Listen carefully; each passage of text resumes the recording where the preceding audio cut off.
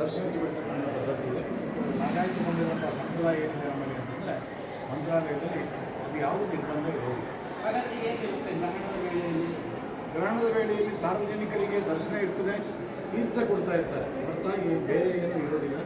ಇನ್ನು ಸಾಮಾನ್ಯವಾಗಿ ಬೆಳಗಿನ ಹೊತ್ತಿನಲ್ಲಿ ಒಂದು ಪಂಚಾಮೃತ ಅಭಿಷೇಕ, ರಾಯರ ಬೃಂದಾವನಕ್ಕೆ ಅಲಂಕಾರ ದರ್ಶನ, ಬೇರೆ ಬೇರೆ ಪಲ್ಲಕ್ಕಿ ಉತ್ಸವ ಇತ್ಯಾದಿಗಳಾದರೂ ನಡೀತದೆ. ಅದು ಯಾವುದೂ ಕೂಡ ಇವತ್ತಿನ ದಿವಸ ಬೆಳಗಿನ ಹೊತ್ತಿನಲ್ಲಿ ನಡೆಯೋದಿಲ್ಲ. ಹಾಗಾದರೆ ಯಾವಾಗ ನಡೆಯುತ್ತೆ ಅಂತಂದರೆ ಖಂಡಿತವಾಗಿ ನಡೆಯುತ್ತೆ. ಗ್ರಹಣ 6:26 ಹಿಡಿದು 6:47 ಬಿಟ್ಟ ನಂತರದಲ್ಲಿ ಮತ್ತೊಮ್ಮೆ ರಾಯರ ಬೃಂದಾವನಕ್ಕೆ ವಿಶೇಷವಾಗಿ ಅಭಿಷೇಕ ಮಾಡಿ ಮುಂದಿನ ಕಾರ್ಯಕ್ರಮಗಳನ್ನು ಕೂಡ ಮಾಡ್ತಾರೆ. ದೇವರ ಪೂಜೆ ನೈವೇದ್ಯ ಎಲ್ಲರಿಗೂ ಕೂಡ ತೀರ್ಥಪ್ರಸಾದ ವ್ಯವಸ್ಥೆಗಳು ನಡೀತಿದೆ. ಬೆಳಗ್ಗೆ ನಡೆಯುವಂತಹ ಪೂಜೆಗಳನ್ನೆಲ್ಲೂ ಕೂಡ ಸಂಜೆ ನಡೆಸಿ ಉತ್ಸವಾದಿಗಳು ಮಾಮೂಲಿನಂತೆ ನಡೀತಕ್ಕಂಥದ್ದಾಗ್ತದೆ. ದರ್ಶನಕ್ಕೆ ಮಾತ್ರ ಅವಕಾಶವನ್ನು ಮುಕ್ತವಾಗಿ ಕೊಡತಕ್ಕಂಥದ್ದಾಗ್ತಾರೆ.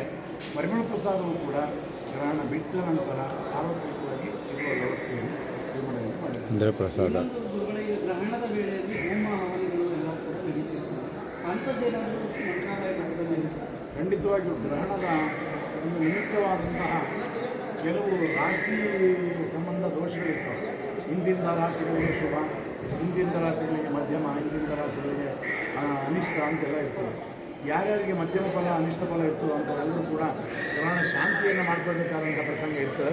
ಆ ಹಿನ್ನೆಲೆಯಲ್ಲಿ ಒಂದು ಗ್ರಹಣದ ಶಾಂತಿ ಸಮಾರಂಭವನ್ನು ಕೂಡ ಮಠದಲ್ಲಿ ಮಾಡ್ತಾರೆ. ಅದಕ್ಕಾಗಿ ಸಂಜೆ ಯಾಗಶಾಲೆಯಲ್ಲಿ ಹೋಮ ಹವನಗಳನ್ನು ಮಾಡಿ ಯಾರ್ಯಾರು ಇದಕ್ಕೋಸ್ಕರ ಸೇವೆ ಕೊಟ್ಟಿರ್ತಾರೆ ಆ ಸೇವಕರ ಹೆಸರಿನಲ್ಲಿ ಸಂಕಲ್ಪ ಮಾಡಿ ಹೋಮ ಹವನಾದಿಗಳನ್ನು ಮಾಡಿ ಅವರಿಗೆ ಗ್ರಹಣದ ಬಾಧೆ ಕಟ್ಟಲಾರದಂತೆ ನೋಡತಕ್ಕಂಥ ಒಂದು ವ್ಯವಸ್ಥೆಯನ್ನು ಕೂಡ ಮಾಡ್ತಾರೆ.